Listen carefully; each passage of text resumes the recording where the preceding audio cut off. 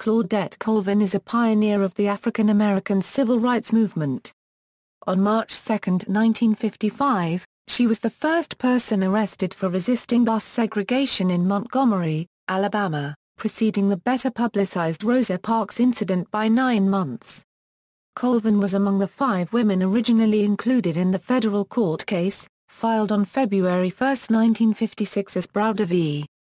Gayle, and testified before the 3-judge panel that heard the case in the United States District Court. On June 13, 1956, the judges determined that the state and local laws requiring bus segregation in Alabama were unconstitutional. The case went to the United States Supreme Court, which upheld their ruling on December 17, 1956. She was the last witness to testify and was considered the star witness. 3 days later, the Supreme Court issued an order to Montgomery and the state to end bus segregation in Alabama.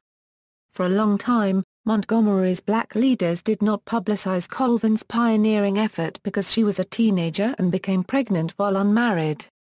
Given the social norms of the time and her youth, the NAACP leaders worried about using her to represent their movement.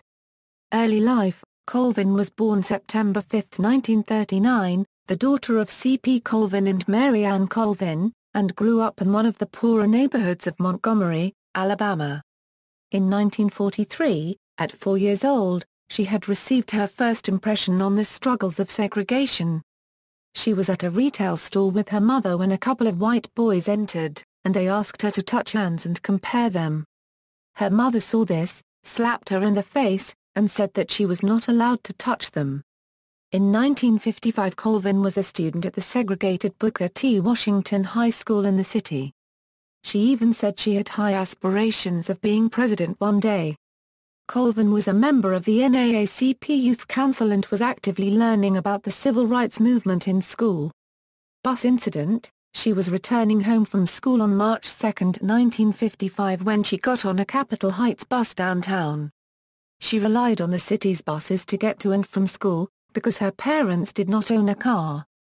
She was sitting about 2 seats from the emergency exit in the colored section. If the bus became so crowded that all the white seats in front were filled and a white person was standing, the African Americans were supposed to leave these seats and move to the back and stand if needed. When a white woman got on the bus and was standing, bus driver Robert W. Clear commanded Colvin, her friend Ruth Hamilton, and another black passenger to get up and move to the back.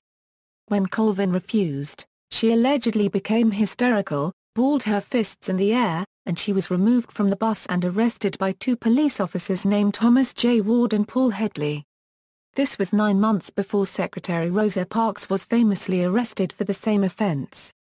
When Colvin refused to get up, she was thinking about a school paper that she had written that day. It was about the local custom that prevented blacks from using the dressing rooms and trying on clothing in department stores. She said in a later interview that we couldn't try on clothes. Colvin says, "You had to take a brown paper bag and draw a diagram of your foot and take it to the store. The army was getting crowded and I remember the bus driver looking through the rear view mirror asking her to get up for the white woman, which he didn't," said Annie Larkins Price, a classmate of Colvin's. She had been yelling, "It's my constitutional right." She decided on that day that she wasn't going to move. Colvin was handcuffed, arrested and forcibly removed from the bus. She shouted that her constitutional rights were being violated. Price testified for Colvin in the juvenile court case. Colvin was convicted of disturbing the peace, violating the segregation law, and assault. There was no assault, Price said. Court trial. Colvin was also one of 4 women plaintiffs in the court case Browder v. Gayle.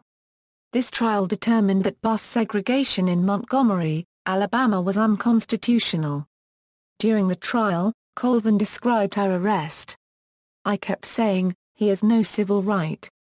This is my constitutional right. You have no right to do this. And I just kept blabbing things out, and I never stopped. That was worse than stealing, talking back to a white person." The case was appealed by state and local officials to the United States Supreme Court. On November 13, 1956, The case was heard by the Supreme Court, who affirmed the district court's ruling. In December, the Supreme Court declined to reconsider, and on December 20, 1956, it ordered Montgomery and Alabama to end bus segregation in the state. Personal life. In December 1955, Colvin gave birth to a son, Raymond. He was so light-skinned that people frequently said she had a baby by a white man. Colvin left Montgomery for New York in 1958, because she had difficulty finding and keeping work after the notoriety of the federal court case overturning bus segregation. Colvin said after her actions on the bus she was branded as a troublemaker by those in her community and had to drop out of college. In New York, the young Colvin and Raymond first lived with her older sister, Velma Colvin. She got a job as a nurse unregistered trademark aide in a nursing home in Manhattan, where she worked for 35 years. She retired in 2004. Colvin never married. While living in New York, she had a second son, who became an accountant in Atlanta, married and had his own family. Raymond Colvin died in 1993 at age 37 in New York. Legacy. Although Colvin did have a spark that may have ignited the Montgomery bus boycott movement, she rarely told her story once she moved to New York City. Conversation in the black community focused on black enterprise by this time rather than on integration issues. NPR's Margot Adler said that black organizations felt that Rosa Parks made a better test case for integration because she was an adult, and she had the right hair and look to make her appear as middle class. In 2005, Colvin told the Montgomery Advertiser that she would not have changed her decision to remain seated. "I feel very, very proud of what I did. I do feel like what I did was a spark and it caught on. I'm not disappointed," Colvin said. "Let the people know Rosa Parks was the right person for the boycott. But also let them know that the attorneys took 4 other women to the Supreme Court to challenge the law that led to the end of segregation." Colvin has often said that she is not angry she did not get the recognition she deserved, but instead disappointed. She said she felt as if she was getting her Christmas in January rather than the 25th. In popular culture, Rita Dove, a U.S. poet laureate, included Claudette Colvin Goes to Work, in her book of collected poetry, On the Bus with Rosa Parks. Dove referred to Colvin in her magazine article, The Torchbearer Rosa Parks. The folk singer John McCutcheon set the poem to music, sang and recorded Claudette Colvin Goes to Work, with Rita Dove speaking one line, on his CD Mightier Than the Sword. I'll Make Barrett, directed and starred in a one-woman drama, Rage Is Not a One-Day Thing, in which she relates the story of the 1955-56 Montgomery bus boycott through the eyes of Colvin following her arrest.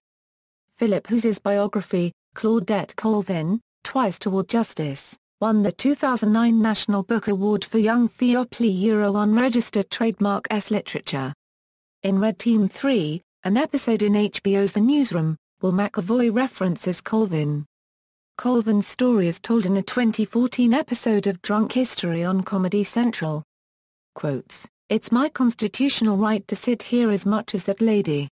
I paid my fare, it's my constitutional right," Colvin said as she was getting arrested by the 2 police officers on the bus. "I knew then and I know now that, when it comes to justice, there is no easy way to get it. You can't sugarcoat it. You have to take a stand and say, this is not right." I felt like Sojourner Truth was pushing down on one shoulder and Harriet Tubman was pushing down on the affair saying, "Sit down girl." I was glued to my seat, Colvin later told Newsweek in an interview as to how she was feeling when she stayed in her seat on the bus. See also, List of civil rights leaders, Montgomery bus boycott, Mary Louise Smith, Aurelia Browder, Irene Morgan, Edgar Nixon. References. Further reading, Philip Hughes. Farah, Strauss and Giroux, Claudette Colvin, Twice Toward Justice ISBN 0-374-31322-9. Taylor Branch. New York, Simon & Schuster Paperbacks, Parting the Waters, American in the King Years 1954-63 ISBN 0-671-68742-5. External links: The Other Rosa Parks, She Had a Dream, Daybreak of Freedom, The Montgomery Bus Boycott, Daybreak of Freedom, The Montgomery Bus Boycott, Browder v. Gayle, The Women Before Rosa Parks, Tolerance, Vanessa de la Torre, In the Shadow of Rosa Parks, Unsung Hero of Civil Rights Movement Speaks Out, The Cardinal Inquirer, January 20, 2005, She Would Not Be Moved, The Guardian, An Asterisk, Not a Star, of Black History, Pulse Journal.